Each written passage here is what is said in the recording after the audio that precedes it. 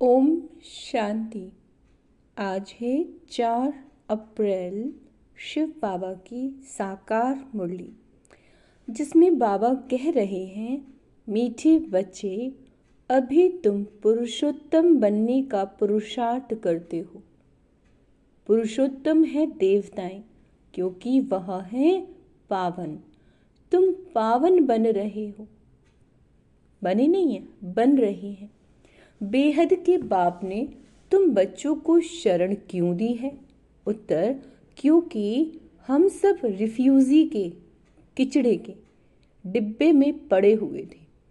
बाप हमें किचड़े के डब्बे से निकालकर, शब्द देखिए बाबा क्या कह रहे हैं, किचड़े के डब्बे से निकालकर गुल गुल बनाते हैं। खुशबूदार, खुशबूदार यानी जो दूसरों को सुख देता है, न खुद दुखी होता है और न दूसरों को दुख देता है। तो ऐसा गुलगुल हमें बाबा बनाते हैं। असुरी गुण वालों को दैवी गुण वाला बनाते हैं। ड्रामा अनुसार बाप ने आकर हमें किचड़े से निकालकर एडॉप्ट कर अपना बनाया है। बाबा ने हमें एडॉप्ट किया है, अपना बच्चा बनाया है। गीत है, ये कौन आज आया सवेरे सवेरे। ओम शांति। रात को दिन बनाने के लिए बाप को आना पड़ी। अभी तुम बच्चे जानते हो कि बाप आया हुआ है।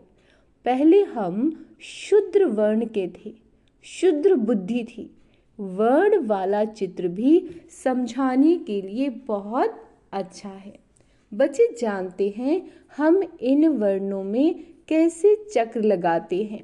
अभी हमको परम पिता परमात्मा ने शूद्र से ब्राह्मण बनाया। कल्प कल्प के संगम युगे हम ब्राह्मण बनते हैं। ब्राह्मणों को पुरुषोत्तम नहीं कहेंगे, पुरुषोत्तम तो देवताओं को कहेंगे। ब्राह्मण यहाँ पुरुषार्थ करते हैं। बाबा ने हमको अडॉप्ट किया, ब्राह्मण बन गए हम। तो यहाँ हम क्या कर रहे हैं? पुरुषार्थ करते हैं। क्या बनने के लिए? पुरुषोत्तम बनने के लिए। पतित से पावन बनने के लिए ही बाप को बुलाते हैं। तो अपने से पूछना चाहिए, हम पावन कहाँ तक बने हैं? कितनी पॉजिटिव एनर्जी हम आत्माओं में आई है, कितनी सकारात्मक एनर्जी। कुछ भी हो जाए हम पॉजिटिव ही सोचें, है ना।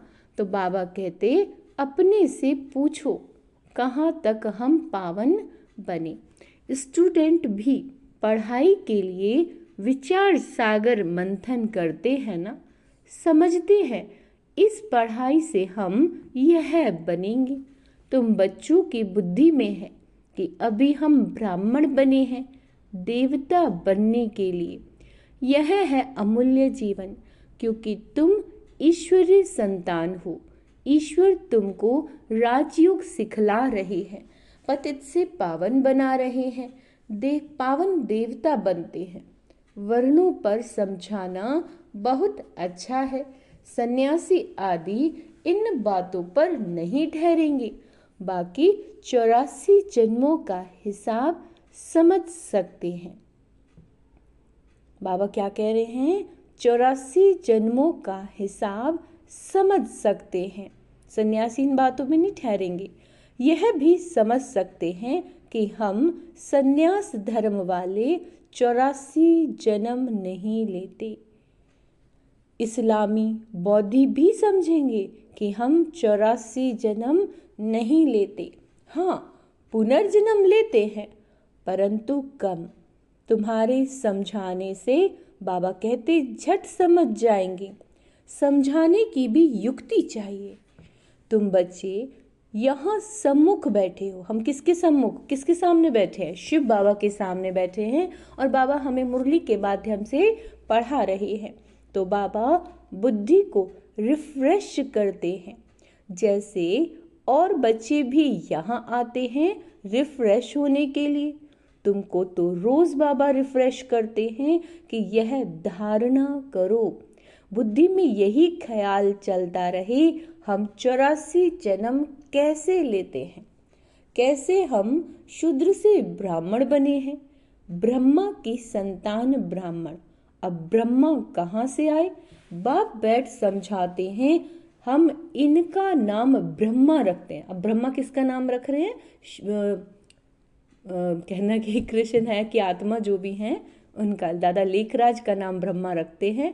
यह जो ब्रह्मा कुमार कुमारियां हैं यह फैमिली हो गए, तो ज़रूर अडॉप्ट किया है ब्रह्मा बाबा को। बाबा ने अडॉप्ट किया, फिर उनके माध्यम से हम बच्चों को भी अडॉप्ट किया। बाप ही अडॉप्ट करेंगे, उनको बाप कहा जाता है, दादा नहीं कहेंगे। बाप को बाप ही कहा जाता है। मिल्कियत मिलती ही बाप से है। कोई चाचा मामा बिरादरी वाला भी अडॉप्ट करते हैं। जैसे बाप ने सुनाया, एक बच्ची खिचड़ी के डब्बे में पड़ी थी, वह कोई ने उठाए जाकर किसी को गोद में दी, क्योंकि उनको अपना बच्चा नहीं था। तो बच्ची जिनकी गोद में चली उनको ही मम्मा बाबा कहने लग पड़ी, है ना। यह फिर बेहद की बात है। तुम बच्चे भी जैसे बेहद के किचड़े में पड़े थे, विषय वैतरणी नदी में पड़े थे, कितने गंदे में पड़े थे। ड्रामा अनुसार बाप ने आकर उस किचड़े से निकाल तुमको एडॉप्ट किया है। तमो प्रधान को किचड़ा ही कहेंगे ना। अब किचड़ा किस चीज को कह रहे हैं बाबा? तमो प्रधानता। असुरी गुण वाले मनुष्य, देहे अभिमानी, काम क्रोध भी बड़े विकार है ना। तो तुम रावण के बड़े रिफ्यूज में पड़े थे, वास्तव में रिफ्यूजी भी हो। अब तुमको बेहद के बाप की शरण ली है, रिफ्यूज से निकाल गुलगुल देवता बनाने। इस समय सारी दुनिया रिफ्यूज के बड़े डब्बे में पड़ी है। बाप आकर तुम बच्चों को किचड़े से निकाल अपना बनाते हैं, परंतु किचड़े के रहने वाले ऐसे हिरे हुए हैं जो निकलते हैं फिर भी किचड़ा ही उन्हें अच्छा लगता है। ये तमो प्रधानता, ये क्रोध, ये काम विकार ही आत्माओं को अच्छा लगता है। बाबा ऐसे कह रहे हैं। बाप आकर बेहद के किचड़े से निकालते हैं।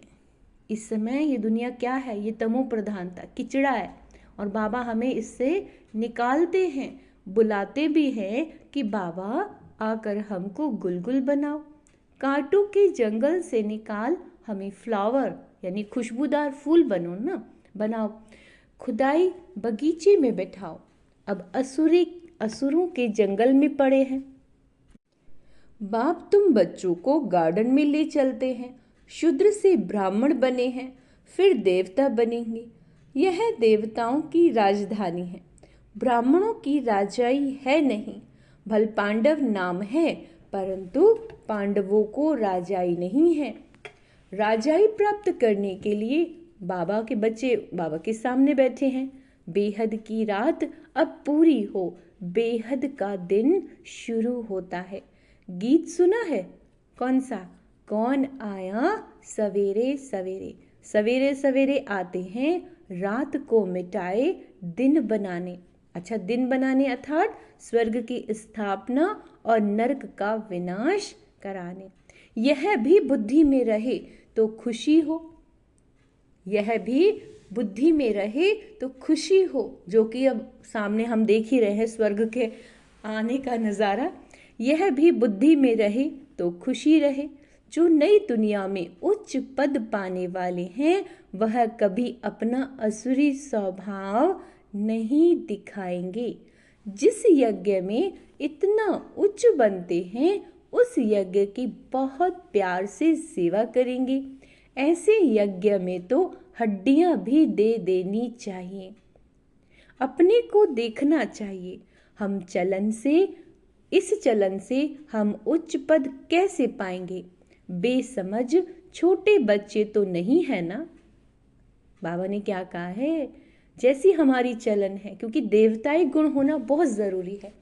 इस चलन से बच्चों को अपने आप ही अपना पुरुषार्थ चेक करना है कि इस चलन से हम उच्च पद कैसे पाएंगे।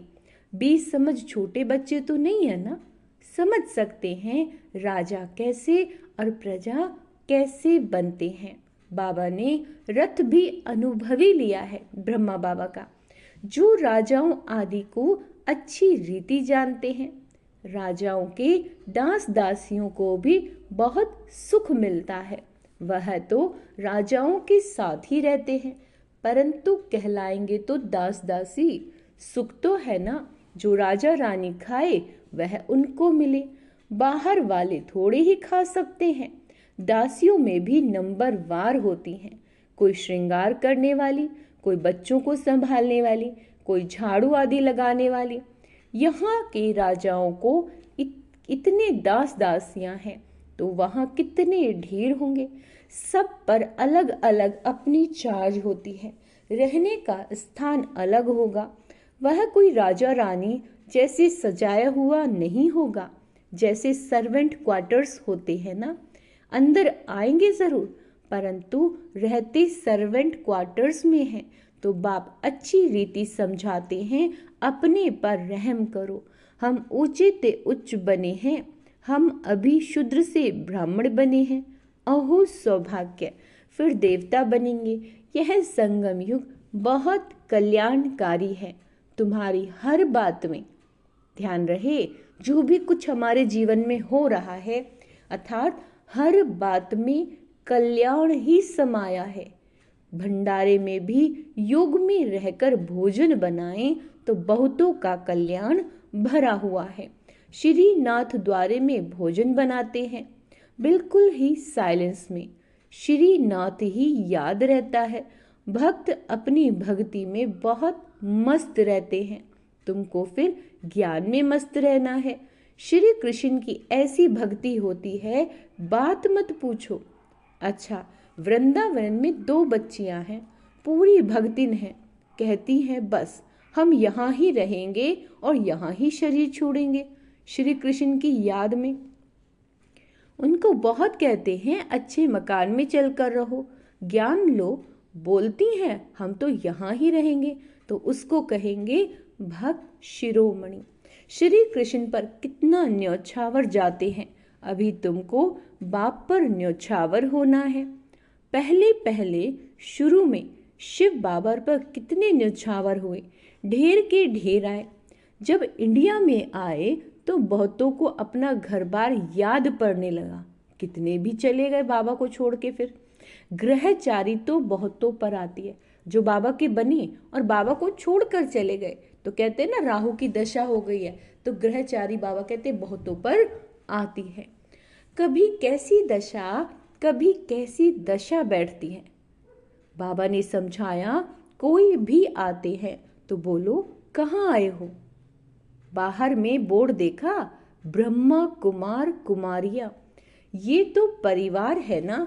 एक है निराकार परम पिता परमात्मा, दूसरा फिर प्रजापिता ब्रह्मा भी गाया हुआ है। ये सब उनके बच्चे हैं। दादा है शिव बाबा, वर्षा उनसे मिलता है, वह राय देते हैं मुझे याद करो तो तुम पतित से पावन बन जाएंगे। कल्प पहले भी ऐसी राय दी थी।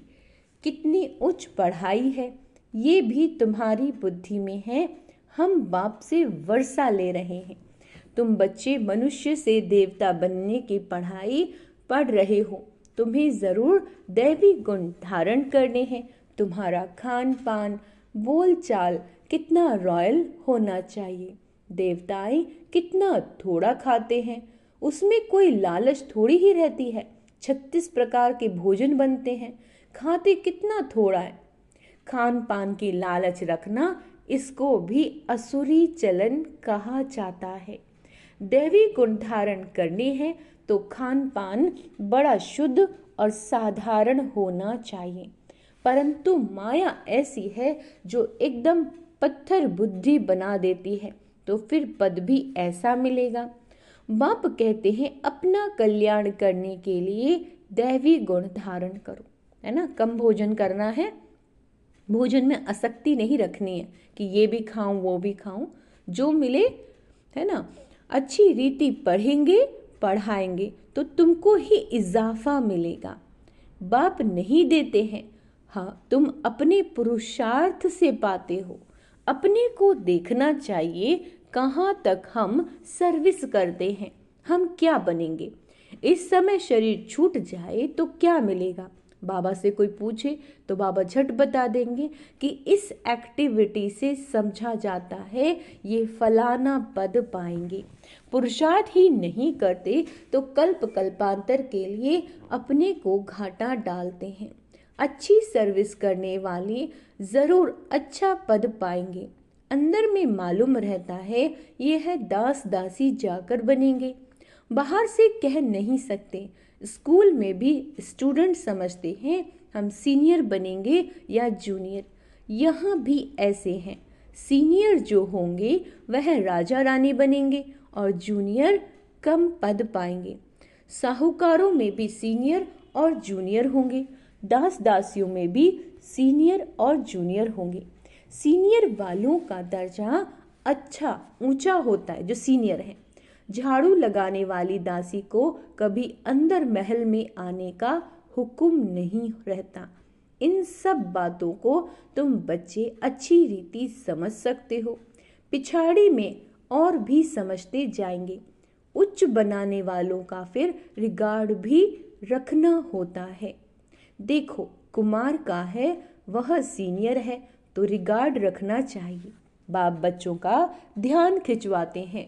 जो बच्चे महारती हैं उनका रिगार्ड रखो। रिगार्ड नहीं रखते तो अपने ऊपर पापों का बोझ चढ़ाते हैं। ये सब बातें बाप ध्यान में देते हैं। बड़ी खबरदारी चाहिए। नंबरवार किसी का रिगार्ड कैसे रखना चाहिए। बाबा तो हर एक को जानते हैं ना। किसी को कहें तो ट्रेटर बनने में देरी ना लगे। किसी को टोक देते हैं, कुछ कह देते हैं तो बाबा कहते ट्रेटर बनने में देरी ना करे, यानी बाबा की भी निंदा बुराई करने लग जाते हैं।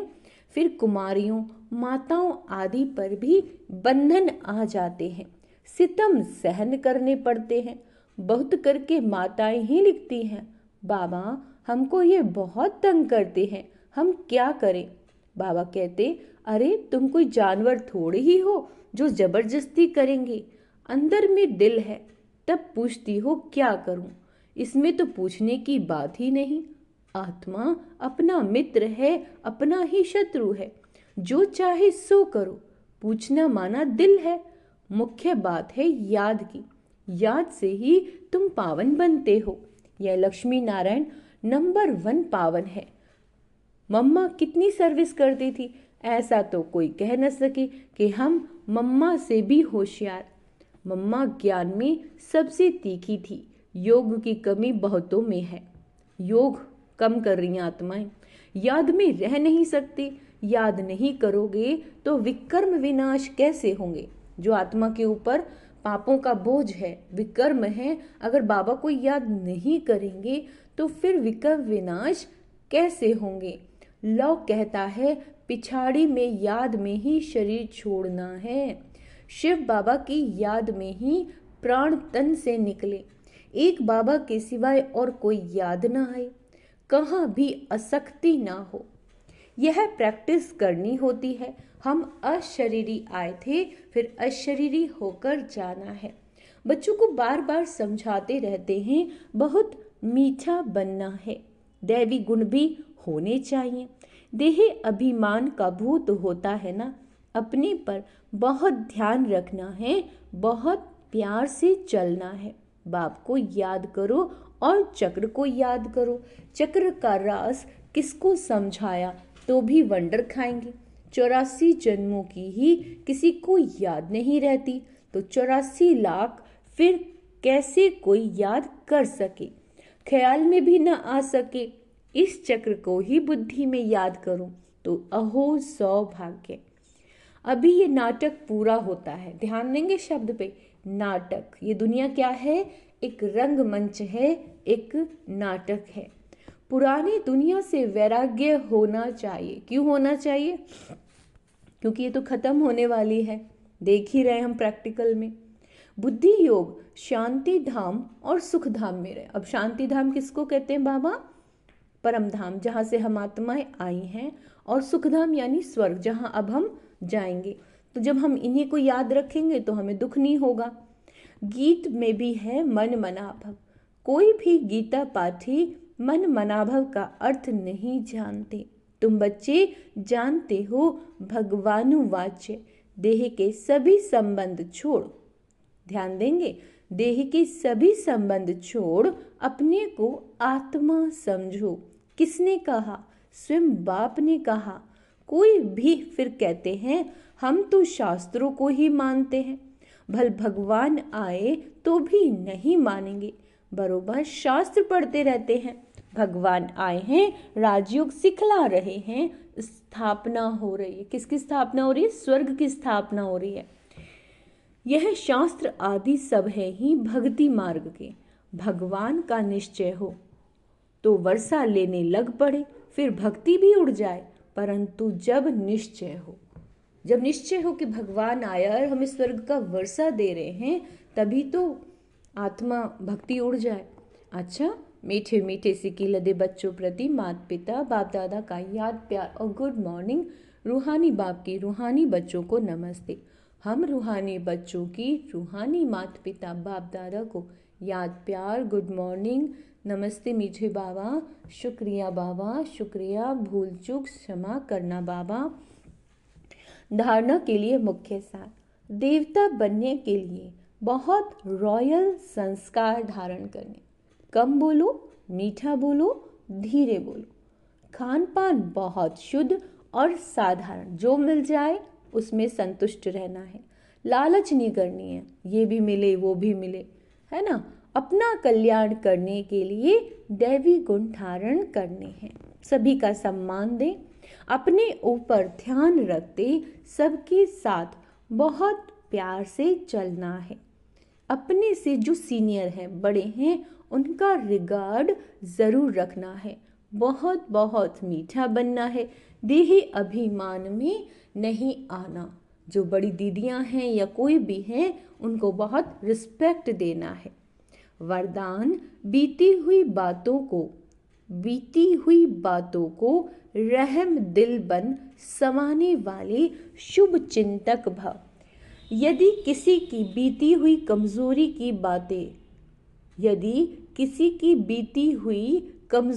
की बातें कोई सुनाए तो शुभ भावना से किनारा कर लो।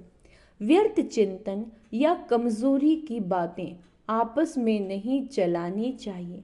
बीती हुई बातों को रहम दिल बनकर संभालो, जैसे कि कुछ हुआ ही नहीं है। समाकर शुभ भावना से उस आत्मा के प्रति मनसा सेवा करते रहो।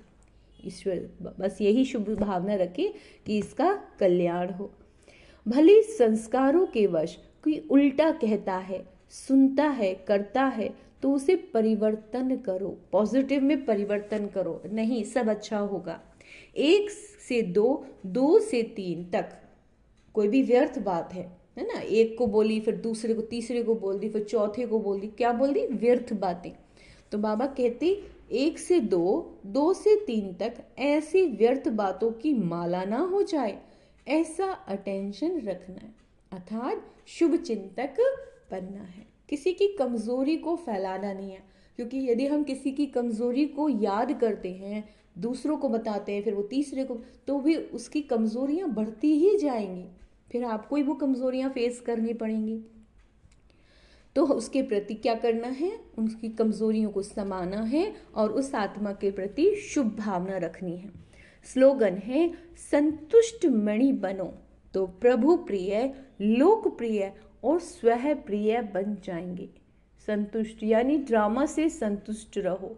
जो हो रहा है बहुत अच्छा हो रहा है ना। जो हुआ अच्छा, जो हो रहा है अच्छा, और जो इन फ्यूचर में होगा वो भी बहुत बहुत अच्छा। तो बाबा कहते हैं स्लोगन में, संतुष्ट मणि बनो तो प्रभु प्रिय और लोकप्रिय और स्वह प्रिय बन जाएंगे।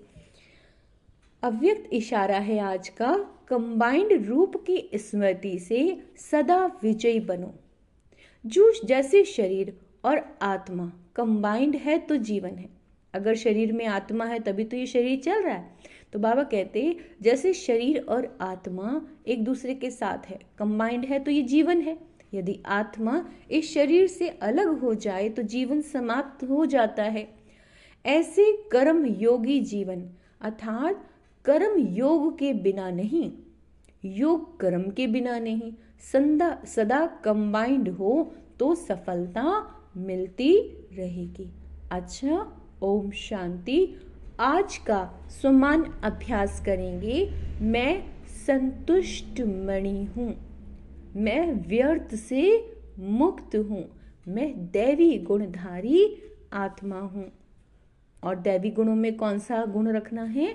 मधुरता का गुण सबको धारण करना है और किसी की कमी कमजोरी को नहीं देखना, अर्थात मैं शुभ चिंतक आत्मा हूँ।